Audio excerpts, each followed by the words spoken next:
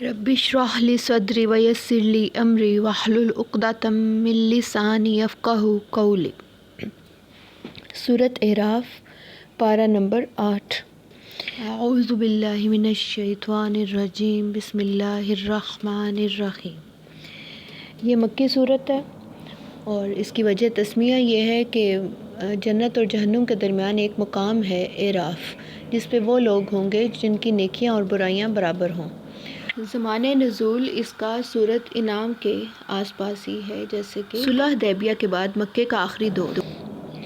اب اس کے مضامین جو ہیں مکی صورتوں کی طرح ایمانیات ہے اور قریش کو تذکیر کی گئی ہے، نصیحت کی گئی ہے، پرانی قوموں کے واقعات سے عبرت دلانے کی کوشش کی گئی ہے، نبی پاک صلی اللہ علیہ وسلم کی بعثت کے مقاصد پہ روشنی ڈالی گئی ہے اور ان کے جو غلط عقائد تھے حرام و حلال کے بارے میں ان پر کاری ضرب لگائی گئی ہے۔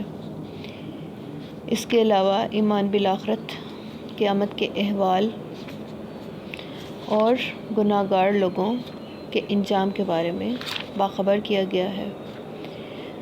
قوم عاد، قوم ثمود، پرانی قوموں کے تذکرے ہیں اور اس کے علاوہ زیادہ پہلو اس میں انذار کا پایا جاتا ہے۔ نصیحت کی نسبت زیادہ انذار سے کام لیا گیا ہے، ڈرایا گیا ہے کہ اب بھی سنبھل جاؤ۔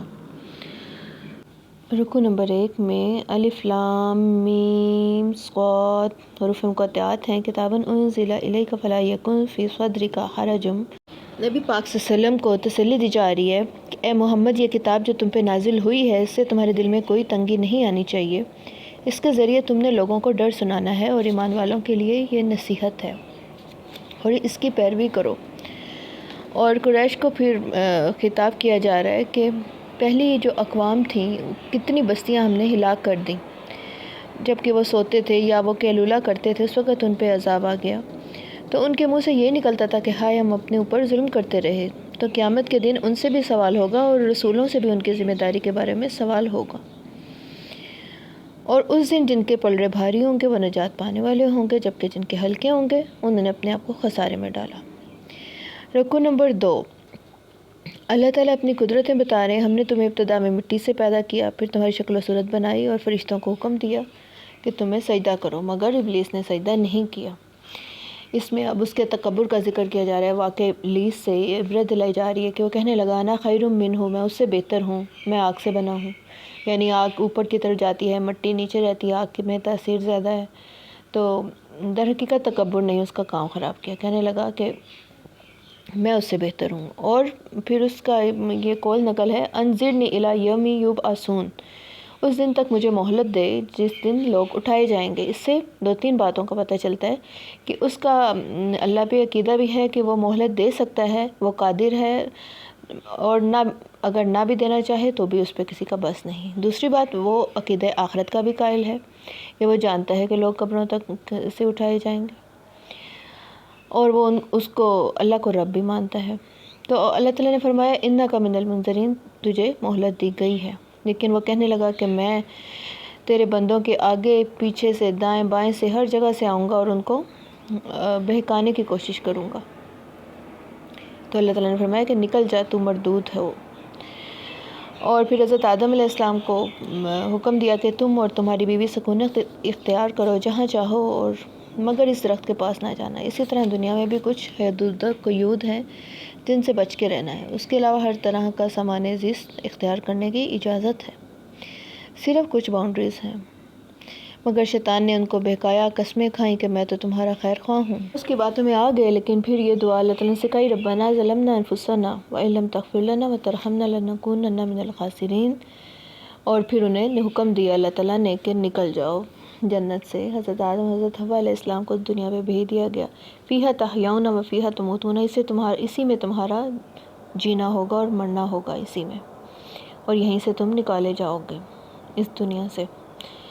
آگے رکوع نمبر 3 میں ہے کہ اے بنی آدم، ہم نے تمہارے اوپر لباس جو نازل کیا ہے وہ تمہاری خوبصورتی کا ذریعہ بھی ہے اور تمہارا پردہ بھی ہے۔ یعنی اس سے پتہ چلتا ہے کہ لباس ایک تو وہ پردہ ستر پوشی کا کام کرے، دوسرا وہ زیب و زینت کا بھی کام دیتا ہے۔ لیکن لباس تقویٰ بہتر ہے سب سے، یعنی انسان پرہیزگاری کا لباس اختیار کرے، اپنے آپ کو پرہیزگاری کے سانچے میں ڈالے تو یہ سب سے بہتر ہے۔ اور اے بنی آدم، ایسا نہ ہو کہ شیطان تمہیں بہکا دے جس طرح تمہارے ماں باپ کے کپڑے اتروائے، یعنی اس سے پتہ چلتا ہے شیطان کا پہلا حملہ بے حیائی پہ ہوتا ہے، کپڑے اترواتا ہے انسان کے۔ حکم دیا گیا ہے کہ نمازوں میں قبلے کی طرف رخ کیا کرو، خاص اسی کی عبادت کرو۔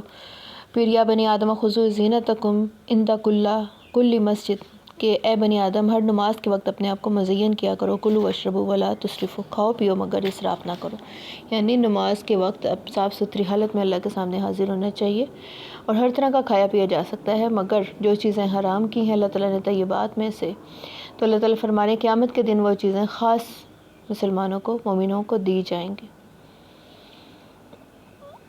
دنیا میں تو کافروں کو ہر طرح کا مال و اسباب دیا گیا نا، لیکن یہ مخصوص ہوگا قیامت والے دن ایمان والوں کے ساتھ۔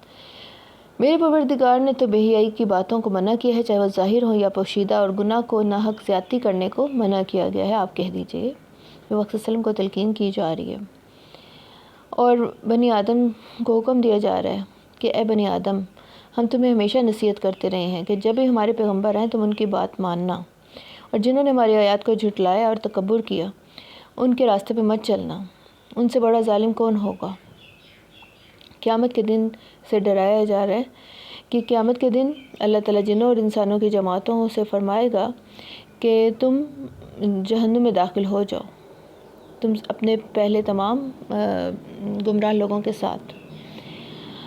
اور جب بھی ایک جماعت داخل ہوگی تو وہ اپنی ہی ساتھی جماعت پہ لعنت کرے گی، ایک دوسرے پہ لعنت بھی کریں گے کہ ان کی وجہ سے ہم اس حال میں پہنچے۔ جب سب اس میں اکٹھے ہو جائیں گے، ساری جماعتیں اکٹھی ہو جائیں گی، تو پھر وہ کہیں گی کہ اے پروردگار ان کو دگنا عذاب دیں جنہوں نے ہمیں گناہ کے راستے دکھائے۔ اللہ تعالیٰ فرماتے ہیں کہ جنہوں نے ہماری آیات کو جھٹلایا، ان سے سرتابی کی، ان کے لیے آسمان کے دروازے نہیں کھولے جائیں گے، نہ ہی وہ جنت میں داخل ہوں گے یہاں تک کہ اونٹ سوئی کے ناکے میں سے گزر جائے، یعنی جس طرح اونٹ سوئی کے ناکے میں سے نہیں گزر سکتا، ایک ناممکن امر ہے، اسی طرح ان کا جنت میں جانا بھی ایک ناممکن امر ہے۔ کذالک نجزی المجرمین، اسی طرح ہم مجرموں کو سزا دیا کرتے ہیں۔ لہم من جہنم مہاد ومن فوقہم غواش، ان کا اوڑھنا اور بچھانا آگ ہی ہوگا۔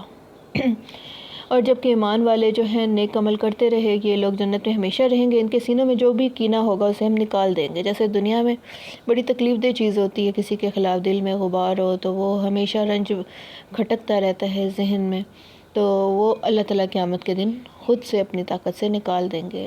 جنتیوں کے درمیان ایک دوسرے سے جو کوئی رنجش یا دل میں گلا شکوہ ہوگا وہ دور کر دیا جائے گا۔ وَنُودُوا أَن تِلْكُمُ الْجَنَّةُ أُورِثْتُمُوهَا بِمَا كُنتُمْ تَعْمَلُونَ، اور پھر منادی کروا دی جائے گی کہ یہ جنت ہے، یہ ان اعمال کے صلے میں تم اس کے مالک بنائے گئے ہو جو کہ تم کیا کرتے تھے، یعنی وراثت میں تمہیں ملی ہے، تمہارا حق ہے، جس طرح وراثت کی چیزوں پہ حق ہوتا ہے۔ سبحان اللہ، اللہم اجعلنا منہم۔ اور جنت والے دوزخیوں کو پکار کے کہیں گے کہ جو ہمارے پروردگار نے ہم سے وعدہ کیا تھا وہ ہم نے اسے سچا پا لیا، بھلا تم نے اپنے وعدے کو سچا پایا؟ وہ کہیں گے ہاں۔ پھر ایک پکارنے والا کہے گا کہ لعنت ہے اللہ کی ظالموں پر جو اللہ کے راہ سے روکتے اور اس میں کجی تلاش کرتے ہیں۔ اعراف پہ کچھ لوگ ہوں گے بہنوں، ان کے درمیان پردہ ہوگا۔ اب جنت اور جہنم کے درمیان ایک دیوار ہوگی، اس کا نام اعراف ہے۔ اس پہ کچھ آدمی ہوں گے کہ جو جنتیوں کو بھی پہچان رہے ہوں گے اور دوزخیوں کو بھی وہ دیکھ سکتے ہوں گے۔ جب دوزخ کی طرف ان کی نگاہیں پلٹیں گی تو توبہ اللہ سے پناہ مانگیں گے کہ ربنا لا تجعلنا مع القوم الظالمین، ہمیں ظالم قوم کے ساتھ شریک نہ کریں۔ جب جنت کی طرف جنتیوں کو دیکھیں گے تو کہیں گے تم پہ سلامتی ہو، امید رکھتے ہوں گے۔ یہ وہ لوگ ہوں گے جن کی نیکیاں اور برائیاں برابر ہوں گے۔ اور پھر ویسے تفسیر سے ہمیں پتہ چلتا ہے آخر کار ان کو پھر جنت میں بھیج دیا جائے گا، لیکن ان کی کیفیت بڑی تکلیف دہ ہوگی کیونکہ دونوں طرف کے لوگوں کو یہ دیکھ رہے ہوں گے اور وہ باتیں کریں گے۔ جہنمی لوگ کہیں گے کہ ہم پہ تھوڑا سا پانی ہی بہا دو، یا جو تمہیں اللہ نے رزق دیا ہے وہی ہمیں کچھ دے دو۔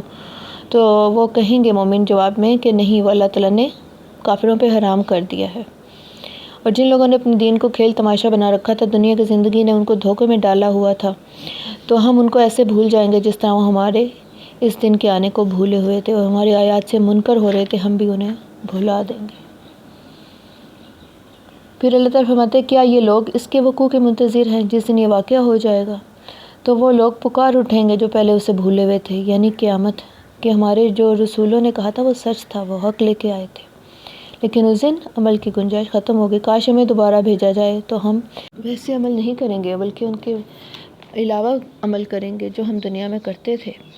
پھر اگلے رکوع میں اللہ تعالیٰ اپنی قدرتوں کا تذکرہ کر رہے ہیں۔ تمہارا پروردگار تو اللہ ہی ہے جس نے آسمان و زمین کو 6 دن میں پیدا کیا، پھر عرش پہ جا کے ٹھہرا، وہی رات کو دن کا لباس پہناتا ہے اور پھر وہ اس کے پیچھے دوڑا چلاتا ہے۔ اس نے چاند، سورج اور ستاروں کو پیدا کیا، سب اس کے حکم کے مطابق کام میں لگے ہیں۔ الا لہ الخلق والامر، دیکھو مخلوق بھی اسی کی ہے، حکم بھی اسی کا ہے، بہت برکت والا رب العالمین ہے۔ ادعوا ربکم تضرعا وخفیا، اپنے رب کو پکارو عاجزی کے ساتھ، چپ کے۔